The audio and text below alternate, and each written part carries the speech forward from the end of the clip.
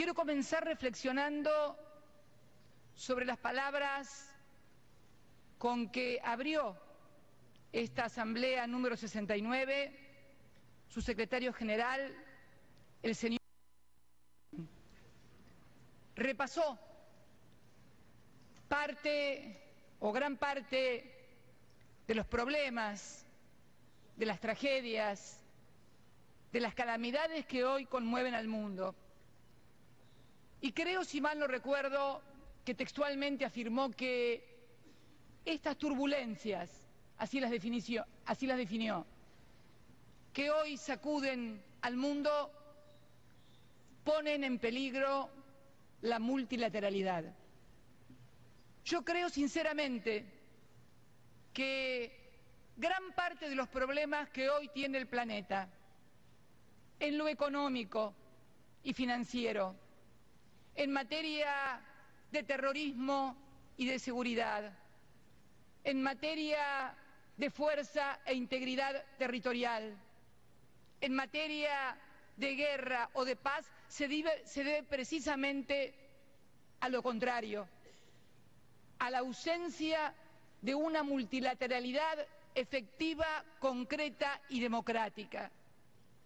Por eso, quiero especialmente hoy comenzar agradeciendo y felicitando a esta Asamblea General por la sanción de la resolución número 68/304 que se produjera el pasado 9 de septiembre, por el cual se decidió por fin, por amplia mayoría de 124 votos positivos, abocarse esta Asamblea a la construcción de una convención multilateral que genere un marco jurídico regulatorio en materia de reestructuración de deudas soberanas de todos los países. Una tarea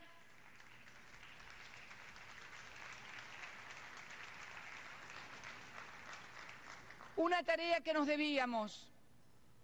Yo he concurrido a esta asamblea desde el año 2003, primero como senadora, luego a partir del año 2007 como presidenta, y siempre veníamos reclamando la reformulación de los organismos de los consejos de seguridad, como también del Fondo Monetario Internacional. Partíamos de la experiencia de lo que le había sucedido a la República Argentina, mi país. Hoy me atrevo a decir, en este contexto internacional y global, mi país, la República Argentina, es un triple leading case en materia económica financiera, en materia de terrorismo y seguridad, y también en materia de fuerza e integridad territorial. En lo primero, en lo que hace una crisis económica financiera que se disparó para el resto del mundo a partir del año 2008 y que aún persiste y que ahora comienza a amenazar a las economías emergentes, quienes hemos sostenido durante la última década el mayor crecimiento económico. Me refiero que a esa crisis del año 2008 mi país la vivió en el año 2001, cuando se produjo el default de deuda soberana más importante del que se tenga memoria. En aquel momento, la República Argentina había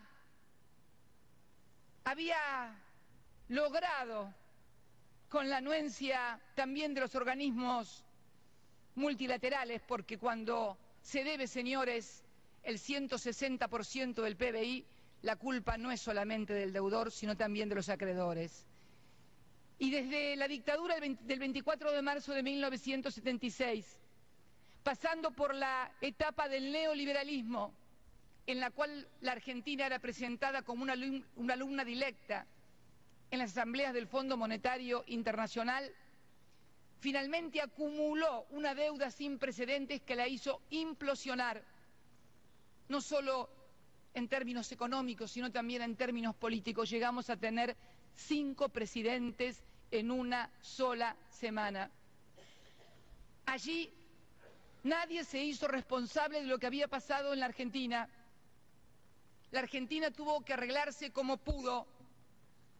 Y en el año 2003, un presidente que había llegado al gobierno únicamente con el 22% de los votos, a los pocos meses de asumir, se presentó en esta asamblea y sostuvo que era necesario generar un modelo de desarrollo y crecimiento para el país, para que el país pudiera hacer frente a sus deudas, porque sostuvo, en una metáfora más que interesante, que los muertos no pagan sus deudas y que es necesario que los países puedan vivir, desarrollarse y crecer para hacer frente a sus obligaciones. Pero también sostuvo que ese nivel de deuda, vuelvo a repetir, 160% del PBI, no era solamente responsabilidad del país, que asumíamos como país el haber adoptado políticas que nos habían impuesto, que asumíamos nuestra responsabilidad, pero que también pedíamos y pretendíamos que los organismos multilaterales como el Fondo Monetario Internacional y los propios acreedores que habían prestado a tasas usurarias, en aquel momento se le reconoció hasta el 14% en dólares a quienes depositaban en la República Argentina, también asumieran parte de la responsabilidad de ese endeudamiento. Y ese hombre que asumió con el 22% de los votos, el 25% de desocupación, con el 54% de pobreza y 27% de indigencia, sin educación, sin salud, sin seguridad, al cabo del tiempo, con un modelo de desarrollo y crecimiento, pudimos no solamente generar millones de puestos de trabajo, millones de nuevos incluidos en el sistema previsional, jubilados y pensionados, generar una participación de 6 puntos del Producto Bruto destinado a la educación, destinar ingentes sumas de dinero a la infraestructura del país en materia de caminos, escuelas, centrales nucleares, centrales hidroeléctricas, generación de redes de agua, de gas, de electricidad que hoy cruzan todo el país, en un proceso de inclusión social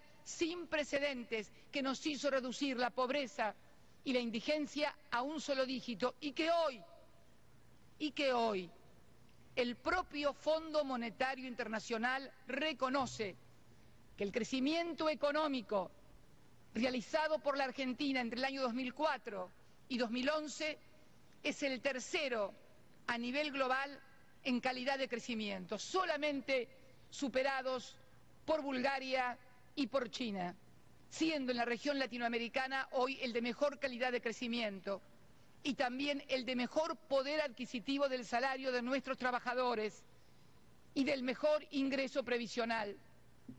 Y todo esto lo hemos logrado también haciéndonos cargo de la deuda que otros generaron, porque bueno también es recalcarlo, que nuestros gobiernos no fueron los que declararon el default, tampoco fueron los que lo endeudaron, fuimos sencillamente los que nos hicimos cargo como correspondía y pagamos desde el año 2003 a la fecha más de 190.000 millones de dólares, repito la cifra, más de 190.000 millones de dólares, porque reestructuramos la deuda defaulteada con el 92,4% de los acreedores en 2 canjes de deuda. Uno, el que realizó el presidente Kirchner en el año 2005. Otro, el que realizó esta presidenta en el año 2010. Lo cierto es que logramos que el 92,4% de los acreedores de la Argentina regularizaran su situación y desde allí se comenzó a pagar regularmente, no solamente allí, sino que también pagamos totalmente la deuda del Fondo Monetario Internacional que venía sosteniéndose con bicicleta financiera permanente a través de los denominados stand-by, y pudimos también cancelar la deuda total con el Fondo Monetario Internacional. También, hace pocos meses, concluimos también la negociación de una deuda que databa desde el año 1956 con el Club de París. Para que ustedes tengan una idea, esta presidenta tenía 3 años cuando esa deuda comenzó a generarse, y el ministro de Economía de mi país, que discutió la reestructuración y la renegociación de esa deuda con el Club de París, no había nacido en el año 1956. Y sin embargo llegamos a un acuerdo con 19 ministros de Economía de la Unión Europea para finalmente reestructurar la deuda, y ya pagamos la primera etapa de 642 millones de dólares. Tampoco termina allí. Logramos también regularizar la situación de los juicios del CIADI en el Banco Mundial, juicios que realmente habían comenzado no por actos o acciones cometidos durante nuestros gobiernos, sino por acciones de gobiernos anteriores que terminaron demandándose ante el Tribunal del Banco Mundial. También allí lo solucionamos, como también llegamos a un arreglo con Repsol cuando decidimos recuperar el control de nuestros recursos energéticos y expropiamos el 51% de las acciones de la empresa petrolera. También reestructuramos esa deuda y llegamos a un acuerdo. Todo esto lo hemos hecho además con recursos propios, sin acceso al mercado de capitales, porque la Argentina, producto del default del año 2001, tenía vedado el acceso a los mercados de capital. Fíjense ustedes, un proceso de inclusión social sin precedentes. ¿Y por qué digo sin precedentes? Sé que algunos tal vez en mi país dirán que hubo durante la década de los 50 procesos de inclusión similares, pero ¿saben cuál es la diferencia? Que nosotros este proceso de inclusión lo iniciamos desde la bancarrota total y absoluta. En pleno default, logramos remontar el default, logramos incluir a los argentinos, logramos crecimiento social con inclusión, logramos desendeudarnos y hoy además tenemos una ratio de deuda de las más bajas del mundo. ¿Y dónde está el otro leading case del que quería hablarles? Lo que pasa ahora con la aparición de los denominados fondos buitres. No es un término acuñado el de los fondos buitres por ningún líder populista sudamericano. Tampoco es un término acuñado por ningún gobernante africano, pese a que los países del África también han sido grandes víctimas de estos fondos buitres. Uno de los primeros dirigentes a nivel global que los mencionó fue en esta asamblea en el año 2002, el entonces primer ministro inglés Gordon Brown. Puede estar la versión taquigráfica por ahí para ser controlada y registrada, donde los mencionó como algo indigno moralmente, que restan esfuerzos a todos los países para hacer frente a los verdaderos problemas de la pobreza, de la salud y la educación. Y hoy, Argentina, con la complicidad del sistema judicial de este país, está siendo acosada por estos fondos buitres. ¿Quiénes son estos fondos buitres? El 1% de los que no entraron a la reestructuración que hicimos en el 2005. No podían entrar porque recién habían comprado bonos en el año 2008. Ustedes saben, son fondos que se especializan, su nombre así lo indica, en comprar fondos o títulos de países que han defaulteado su deuda o están próximos a hacerlo, para luego no ir a reclamárselos al país, sino entablar juicios en distintas jurisdicciones y obtener así ganancias exorbitantes. Yo no hablaría de ganancias, porque lo que se le ha reconocido a ese 1% en un juicio aquí, en la jurisdicción de Nueva York, ha sido una tasa del 1.608% en 5 años en dólares. Díganme ustedes si hay alguna empresa, si hay algún emprendimiento, algún inversionista que logra una rentabilidad en dólares de más del 1.600% apenas en 5 años. Por eso el nombre de fondos buitres. Y hoy están obstruyendo el cobro de quienes confiaron en la Argentina, de ese 92,4%, y por eso yo celebro que esta Asamblea haya tomado el toro por las astas y espero que entre este año y el próximo, antes de que se celebre nuevamente la Asamblea General del 2015, hayamos podido construir, porque de eso se trata, de un ejercicio de multilateralismo activo y constructivo, hayamos podido arribar a ese marco regulatorio de reestructuración de deudas soberanas para que a ningún otro país le pase lo que hoy le está pasando a la Argentina. Un país que tiene capacidad de pago, voluntad de pago y que va a pagar su deuda pese al acoso de estos fondos buitres.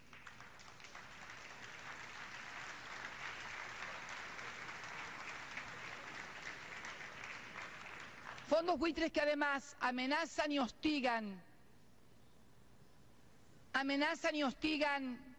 con acciones sobre la economía de nuestro país, provocando rumores,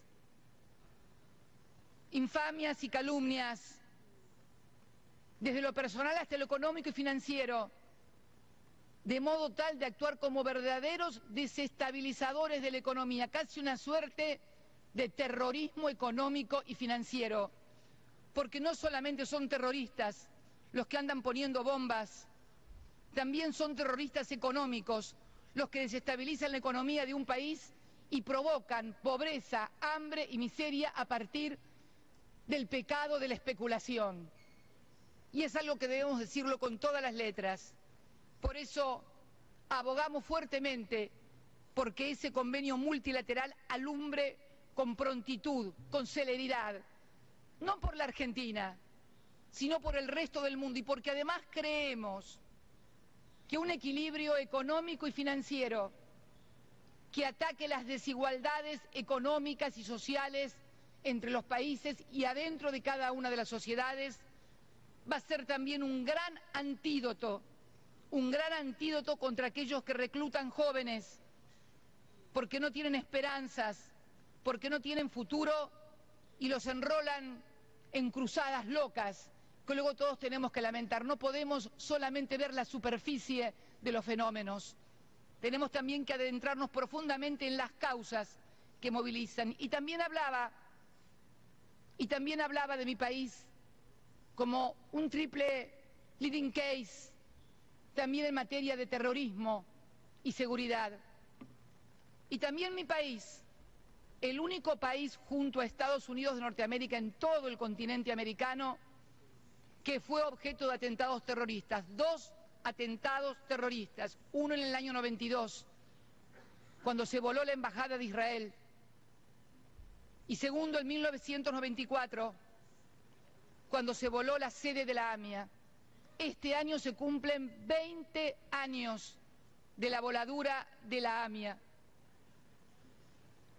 Y me atrevo a decir, frente a esta asamblea y con la presencia de algunos familiares de las víctimas que siempre nos han acompañado, que el gobierno que encabezó el presidente Kirchner fue el que más profundizó y el que más hizo por develar quiénes eran los verdaderos responsables, no solamente porque abrió todos los archivos de inteligencia de mi país, no solamente porque creó una unidad fiscal especial de investigación, sino también porque reclamó, cuando en el año 2006 la justicia de mi país acusó a ciudadanos iraníes de estar implicados en la voladura de la AMIA, fue el único presidente, y luego también yo, que se atrevió a proponer, a pedir a la República Islámica del Irán que colaborara, que prestara cooperación con la investigación. Este pedido se produjo intermitentemente desde el año 2007 en adelante, 2007, 2008, 2009, 2010, 2011, hasta que finalmente la República Islámica de Irán accedió, porque antes ni siquiera podíamos tenerlo como parte de la agenda, accedió a una reunión bilateral que luego se llevó adelante y que motivó la firma entre ambos países de un memorándum de entendimiento de cooperación judicial. ¿Para qué? Para lograr que los ciudadanos iraníes que estaban acusados y que por supuesto viven en Teherán, en la República Islámica de Irán, pudieran declarar ante el juez. ¿Qué pasó cuando firmamos este memorándum? Pues pareció que se desataron los demonios, internos y externos. Las instituciones de origen judío que nos acompañaron todos los años se volvieron de repente en contra. Todos los años nos habían acompañado aquí a pedir la cooperación. Cuando se decide hacer la cooperación a través del instrumento, nos acusan de complicidad con el Estado de Irán. Lo mismo sucedió aquí en este país. Cuando los fondos buitres hicieron lobby ante el Congreso americano diciendo que nosotros éramos socios de la República Islámica, porque en ese momento no se le decía República Islámica como dicen ahora, se le decía a algunos el Estado terrorista de Irán. Hicieron lobby e inclusive en sus sitios de la web colocaban fotos mías junto a las del entonces presidente Ahmadinejad como si fuésemos socios. Hoy, esta semana, nos venimos a enterar que en un emblemático hotel de esta ciudad, el Waldorf Astoria, se reúnen el canciller de este país, el jefe del Departamento de Estado, con su par iraní. No tenemos críticas para ellos, al contrario, todo lo que sea diálogo, todo lo que sea entendimiento, nos parece muy bien. Lo que sí nos gustaría preguntarles a los que acusaban a Irán y los calificaban de terroristas el año pasado, no estoy hablando de hace un siglo, el año pasado, ¿qué dirán hoy? ¿Qué dirán hoy los que el año pasado también, cuando hablaban de los que hoy conforman el ISIS, muchos de los que eran denominados como Freedom Fighter, que peleaban en Siria contra el gobierno de Al-Assad, hoy forman parte del ISIS? Y yo creo que acá está el otro problema que tenemos frente a la inseguridad y frente al terrorismo, que desde las grandes potencias se cambia con demasiada facilidad el concepto de amigo, enemigo, de terrorista, no terrorista. Y el problema es que tenemos que definir de una buena vez por todas que no podemos seguir utilizando a la política internacional o a la posición geopolítica para poder dirimir posiciones de poder. Y lo digo desde ser una militante contra el terrorismo internacional e inclusive, como nota de color, se está tramitando también en la justicia de mi país una amenaza que me ha llegado aparentemente del ISIS, por dos razones. Una, por mi cercanía con su santidad, el Papa Francisco, y la otra, porque reconozco la necesidad de la existencia de dos estados como es el de Israel y el de Palestina, que dicho sea de paso, vuelvo a reclamar, por favor, a esta Asamblea el definitivo reconocimiento de Palestina como un estado más integrante, pleno de esta Asamblea.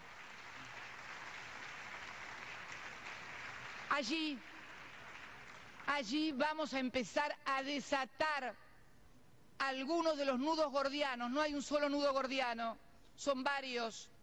Allí vamos a empezar a desatar algunos de los nudos gordianos de la cuestión de Medio Oriente, el reconocimiento del Estado de Palestina, el derecho de Israel a vivir en sus fronteras, pero también el derecho de Palestina a que no se utilice contra ellos el uso desproporcionado y desmedido que ha provocado la muerte de cientos de niños y mujeres, cosa que condenamos, como condenamos también a aquellos que atacan con misiles a Israel. Fundamentalmente, creemos que en épocas de buitres económicos y halcones de la guerra necesitamos más palomas de la paz para construir un mundo más seguro. Necesitamos más respeto al derecho internacional, necesitamos más igualdad de tratamiento entre los que estamos aquí sentados, porque también escuché por parte de un mandatario hoy por la mañana hablar del uso de la fuerza para atentar contra la integridad territorial o para no respetar la integridad territorial de un país. Aquí también la República Argentina es leading case, porque también tenemos pendientes desde hace más de 100 años con el Reino Unido el reclamo de soberanía y el reclamo de esta Asamblea para que se siente el Reino Unido con Argentina a discutir la cuestión soberana de Malvinas. Allí nadie se preocupa, allí no hay ningún veto del Consejo de Seguridad, porque lo que pasa es que la Argentina no forma parte del Consejo de Seguridad ni de las naciones que deciden en el mundo. Y mientras esto suceda, mientras valga más el voto de los 5 permanentes que están sentados en el Consejo de Seguridad que el voto de la Costa de Marfil, o de Ghana, o de Kenia, o de Egipto, o de Uganda, o de la Argentina, o de Bahrein, o de Emiratos Árabes, nada se va a solucionar, solamente serán discursos que daremos acá todos los años sin que arribemos a ninguna solución. Debemos luchar, esta Asamblea debe retomar los poderes que ha delegado en un Consejo que luego, casi parece una paradoja, la Asamblea tiene que pedirle permiso al Consejo para ver qué es lo que decide o si entra algún miembro. Cuando debemos rescatar que es esta Asamblea, la soberana, la de Naciones Unidas, donde cada uno de nosotros valemos un voto, la verdadera democracia global. Cuando esta democracia global se cumpla a rajatabla, no digo que se va a solucionar absolutamente toda, pero creo que va a haber principios de solución. Yo no soy ni pesimista ni optimista, quiero ser realista. En todo caso, entre el pesimismo y el optimismo, elijo siempre el optimismo, pero con realismo, porque el optimismo sin realismo o es ingenuidad o es cinismo. Y no quiero ser ni ingenua ni cínica frente a todos ustedes. Quiero decirles realmente lo que pensamos desde mi país, desde ese lugar que viene reclamando desde hace mucho tiempo la reforma de organismos de seguridad, la reforma del Fondo Monetario Internacional. Fíjense ustedes, en el año 2003 parecía casi imprescindible reformar el Fondo Monetario Internacional. Hoy ya casi nadie se acuerda de pedir la reforma del Fondo Monetario Internacional porque ha perdido protagonismo en todas las decisiones. Es más, el propio Fondo Monetario Internacional y su titular y otra ex titular como Anne Kruger están pidiendo también una regulación en la forma de reestructurar las deudas soberanas, porque mientras no haya un tratado internacional aprobado por esta Asamblea, por más cláusulas que impongan las reestructuraciones, nunca faltará algún juez como Gries en algún lugar del mundo que diga que eso no vale nada y quiera aplicarle a un pobre país tasas usurarias para desangrarlo. Es eso lo que está pasando, porque en definitiva me parece lo que se quiere tirar abajo es la reestructuración de la deuda soberana que con tanto trabajo hemos realizado el pueblo argentino. Yo quiero también, porque antes de venir aquí estuve en Roma entrevistándome con otro compatriota que hoy ocupa un lugar de fuerte liderazgo, no solamente religioso, sino también moral y de ejemplo. Y quiero traer fundamentalmente el mensaje de paz, de construcción de la paz. Si queremos realmente combatir al terrorismo, trabajemos por la paz. No se combate al terrorismo haciendo sonar los tambores de la guerra. Al contrario, es lo que quieren precisamente, una reacción simétrica para que entonces, vuelta a comenzar la rueda, siempre haya un crédito de sangre que reclamar. Por eso creo que es importante que reflexionemos profundamente acerca de estas cuestiones y traerles por sobre todas las cosas la certeza de que si esta Asamblea, si estas Naciones Unidas recupera su liderazgo, si esta Asamblea recupera su mandato ante la inobservancia por parte de muchísimos países de los derechos internacionales que sí le aplican a otros, pero que no reconocen para ser aplicados a ellos mismos, estoy segura que habremos contribuido fuertemente en la construcción de la paz, en la lucha contra el terrorismo, en la cual nadie va a estar ausente, pero fundamentalmente en dejarle a nuestros hijos un mundo mucho mejor del que hoy tenemos. Porque, y para finalizar, quiero recordar que el año pasado los problemas eran otros. El año pasado se hablaba de otros problemas y de otros peligros en materia de seguridad. Hoy han cambiado. Los que ayer eran malos, hoy no parecen tan malos. Los que ayer tenían que ser invadidos y arrasados, hoy parece ser que están colaborando para que el ISIS desaparezca. Y mañana, primero fue Al-Qaeda, y pregunto yo, Al-Qaeda y los talibanes, ¿dónde aparecieron? ¿De dónde sacan las armas? ¿De dónde sacan los recursos? Mi país no produce armas. ¿Quiénes son los que le venden las armas?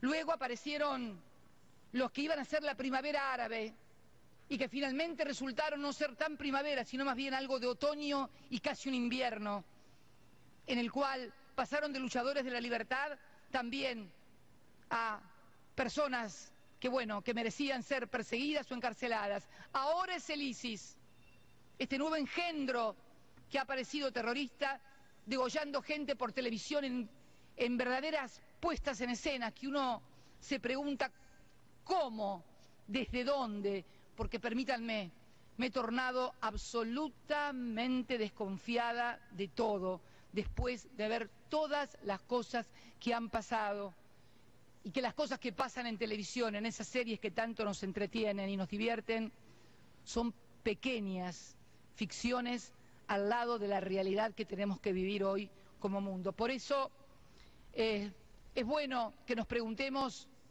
cómo va increciendo esto y cómo van surgiendo cada vez más y mayores problemas que le hacen decir al Papa que estamos viviendo prácticamente una tercera guerra. Es cierto, una tercera guerra que ya no es las guerras convencionales que vivimos en el siglo XX, sino que son guerras focales en donde realmente las únicas víctimas terminan siendo las poblaciones civiles. Por eso, dentro de unos instantes, en el Consejo de Seguridad del cual temporalmente formamos parte, queremos plantear alguna de estas cosas, algunos interrogantes. No tenemos certezas, no tenemos verdades absolutas, pero tenemos muchos interrogantes y queremos preguntárselos a aquellos que poseen mucha más información que nosotros, muchos más datos que nosotros, que cuentan con redes de información mucho más profundas que mi país. No sea cosa de que de tanta información, de tantos datos, se tenga mucha información, pero realmente se sepa mucho, pero realmente se comprenda poco de lo que pasa, porque hay que comprender lo que está pasando para poder encarar una resolución definitiva. Agradezco profundamente una vez más la voluntad política de los países, de los 124 países que acompañaron la resolución 68-304. Sé, como todos lo saben, de que hubo presiones también para que no tuviéramos ese número o para que no hubiera votación. Pero creo que el ejercicio de multilateralismo práctico, efectivo y democrático de esa resolución demuestra que no todo está perdido. Por el contrario, está en las manos de cada uno de nosotros, de cada uno de nuestros países, abordar la solución real y efectiva de los problemas que hoy tiene el mundo. Muchas gracias y muy buenas tardes a todos y a todas.